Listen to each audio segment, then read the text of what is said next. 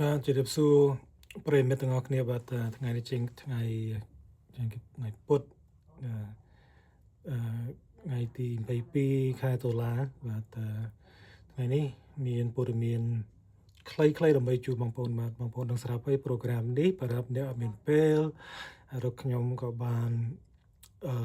ប្រម៉ែប្រមូលចម្រាញ់យកព័ត៌មានពងក្តៅនៅក្នុងសហរដ្ឋអាមេរិកបាទដើម្បីយកមក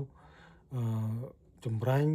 ពង្រួញដើម្បីឲ្យខ្លីឃ្លាខ្លឹមបានអញ្ចឹងបើសិនបងប្អូនពេញចិត្តបាទពីរឿងកម្មវិធីនេះកុំភ្លេចជួយ like ជួយ share និងជួយ follow ផងណាបាទ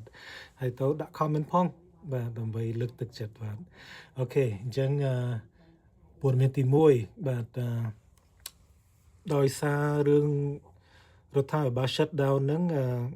គេហៅខាង food stamp SNAP benefit នឹងអាចប៉ះពាល់សម្រាប់ខែក្រោយនឹងបានអញ្ចឹងចំពោះរដ្ឋផ្សេងទៀតខ្ញុំអត់ទាន់ច្បាស់ទេប៉ុន្តែអ្វីដែលព័ត៌មាននេះបានរាយការណ៍មកទាក់ទងនៅរដ្ឋ Philadelphia អញ្ចឹង Harrisburg Pennsylvania Qatar official announced that supplemental nutrition assistance program payments will be paused for Pennsylvania recipients because of the federal government shutdown has prevented the release of funds to the state បាទអញ្ចឹងរឿងរដ្ឋាភិបាលគេបានការងារហ្នឹងក៏មាន shutdown ហ្នឹងលុយថាត្រូវទម្លាក់ឲ្យអ្នកទទួលលុយ food stamp លុយទិញម្ហូបអាហារហ្នឹងប្រាប់អ្នក low income បាទនឹងមានការ pause ផ្អាកបាទដល់ចាប់ពីខែ11នេះបាទខែក្រោយហ្នឹងបាទអញ្ចឹងអាហ្នឹងមានន័យថាគាត់នឹងខ្វះម្ហូបអាហារទិញម្ហូបអាហារព្រោះគាត់ពឹងផ្អែកទៅ food stamp State official asked for patience from the public as the Department of Human Services works to manage the changes caused by the lapse in federal funding បាទចឹងខាងរដ្ឋ Pennsylvania ហ្នឹងបានស្នើសុំឲ្យអ្នកទទួលបាទលុយ food stamp ហ្នឹងឲ្យមានការអត់ធ្ងន់បន្តិចបាទដើម្បីខាងក្រសួងDepartment Human Service ហ្នឹងគេនឹងព្យាយាមធ្វើការជាមួយ Federal Government ពីរឿងលុយដែលមិនទាន់ទម្លាក់ដល់រដ្ឋណាបាទអញ្ចឹងធម្មតាមាន Federal ទម្លាក់លុយឲ្យរដ្ឋបានទម្លាក់ទៅប្រជាជនអញ្ចឹងពីរឿង Federal ទៅរដ្ឋហ្នឹងស្ទះបន្តិចដល់មកពី Government shutdown ហ្នឹងបាទអញ្ចឹងឲ្យទៅខាង Department of Human Service ក៏បានផ្ដាំថាទោះបីការមានការកម្មកោសឡាលួយយ៉ាងណាក៏ដោយ recipients are still responsible for completing the renewal as required, reporting any changes to their income, contact information, and people living in their home. But អញ្ចឹងខាងរដ្ឋ Pennsylvania ថាទោះបីដែលមានការកម្មកោសយ៉ាងណាក៏ដោយលក្ខខណ្ឌជាលក្ខខណ្ឌបាទពេលអ្នកឯងត្រូវ renew application ត្រូវធ្វើមានការផ្លាស់ប្ដូរពីចំណូលក្នុងផ្ទះត្រូវជូនដំណឹងដល់គេមានអ្នកដែលថាមូលចេញមូលចូលក្នុងផ្ទះអីចំនួនសមាជិកគ្រួសារត្រូវរៀបប្រាប់គេបាទអញ្ចឹងបាទសោកស្ដាយថាបើសិន shutdown នេះមានតទៅមុខទៀតអញ្ចឹងចាប់ពីខែ11ថ្ងៃទី1ខែវិច្ឆិកាថ្ងៃទី1ហ្នឹងមានការកម្មរកប់ពី food stamp ចឹងបងប្អូនសូមមានការអត់ធ្មត់អញ្ចឹងដាច់អាឡែករដ្ឋជួចាយើងពិសេសនៅកន្លែងជិតមនោធនធាននគរយើងក៏បានសហការជាមួយ Heart to Nourish Hope ជាអង្គការធំមួយដែលបរាប់មាន program food bank ឯបាទអញ្ចឹងបើសិនរឿងនឹងកើតឡើងនៅរដ្ឋជួចាបើសិនបងប្អូនពូមីងមានការប៉ះពាល់ពីរឿង food stamp មិនបានលុយមកទិញម្ហូបអាហារអីអាចទាក់ទង Heart to Nourish Hope បាទនៅអគារនៅការិយាល័យជាមួយអង្គរ Resource Center ហ្នឹងបាទឬថាមួយសប្តាហ៍ដូចគេមានកម្មវិធី2ដងឬ1ដងអត់ចាំទេប៉ុន្តែអាចមកយកម្ហូបអាហារបាទពិសេសម្ហូបអាគាំងគេបាទដូចជា cereal បន្លែប្លុកpasta ឡាអង្ក្លាបាទនៅក្រៅមកជាងអត់អានេះបើសិនដល់បងប្អូនដូចថាពឹងផ្អែកទៅលុយ food stamp ទៅ food stamp អត់បានអញ្ចឹងបងប្អូនអាច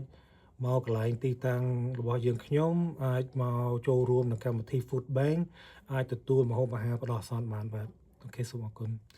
ចឹងព័ត៌មានទី2បាទទី2ទាក់ទងជាមួយ ICE បាទ Immigration Custom Enforcement បាទចំណងជើងថា ICE is hiring dozens of house worker as lawsuit death in custody mount ចឹងមានន័យថាពួក ICE ពួកអ្នកចាប់ខ្លួនអ្នកមកអត់និយាយថាអត់ច្បាប់ពីអស់សុពលភាពវីសាឡើងចាប់ខ្លួនហ្នឹងឥឡូវនេះគេពងតជួលនិយាយថា doctor nurse និងអ្នកជំនាញខាងពេទ្យបន្ថែមមកពីអ្នកតែគេចាប់មកហ្នឹងមួយចំនួនធំដូចថាបានបាត់បង់ជីវិតនៅក្នុងការ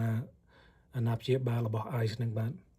អញ្ចឹងព័ត៌មានបាននិយាយថា ICE health worker giving incorrect diagnosis prescribing medication to people without contradictions delaying treatment during heart attack suicide attempts and other emergency បាទអញ្ចឹងថាដោយសារបុគ្គលិកខាង ICE នោះខាងពេទ្យហ្នឹងដូចថាធ្វើការប្រហែសដូចថាផ្ដល់ការព្យាបាលនឹងអត់ទាន់ពេលដូចថាគៀងបេះដូងនឹងអាចស្លាប់ច្រើនបាទអញ្ចឹង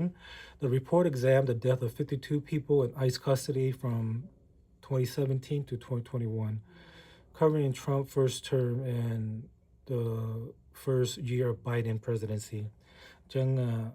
ពី2017ទៅ2021មានមនុស្ស52នាក់បានស្លាប់នៅក្នុងការអាណាព្យាបាលរបស់ ICE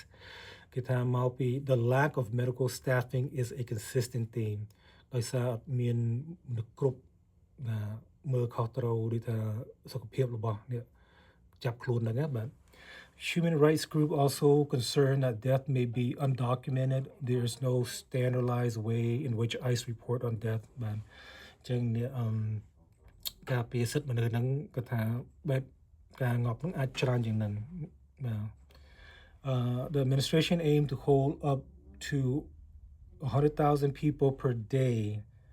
and as the federal government increasingly houses migrant in tents and convert local jail holding into flu season advocates and investigator are worried ថាឥឡូវនេះចិត្តខែរដូវដូចថា flu បាទឆ្លងរោគច្រើនអញ្ចឹងឥឡូវនេះអាចឆ្លងច្រើនអាចមានបញ្ហាច្រើនបាទ I thought my greatest fear is that we're going to continue to see the number of people who is unfortunately died as a result of being held in immigration detention grow Cho said បាទអញ្ចឹងនេះជាបញ្ហាមួយដែលនៅក្រៅអាណាព្យាបាលរបស់ ICE មនុស្សនឹងអាចស្លាប់ច្រើនបាទមកពីខ្វះអ្នកពេទ្យហើយមើលព្យាបាលឲ្យទៀងទាត់និងរហ័សរហួនហើយទៅនេះជាការព្រួយបារម្ភនឹងការកង្វល់របស់ក្រមសិទ្ធិមនុស្សនិងអ្នកអង្គការផ្សេងទៀតបាទបាទនេះជាមួយដ៏សោកស្ដាយបាទអញ្ចឹងបានថាបើសិនយើងអស់សុពលភាពវីសាមានបញ្ហាអីត្រូវបញ្ញាប់ទៅស្រុកវិញមកអញ្ចឹងទេគេអាចចាប់ខ្លួនវានឹងមានការឆ្លោះឆ្លូញបាទសោកស្ដាយគួរឲ្យអាណិតបាទអញ្ចឹងចុងបញ្ចប់បើសិនបងប្អូនពេញចិត្តនឹងការព័ត៌មានការរាយការណ៍របស់ខ្ញុំកុំភ្លេចសូមមេត្តា like share comment និង follow និង subscribe ផងបាទសូមអរគុណជួបគ្នាថ្ងៃក្រោយទៀតបាទ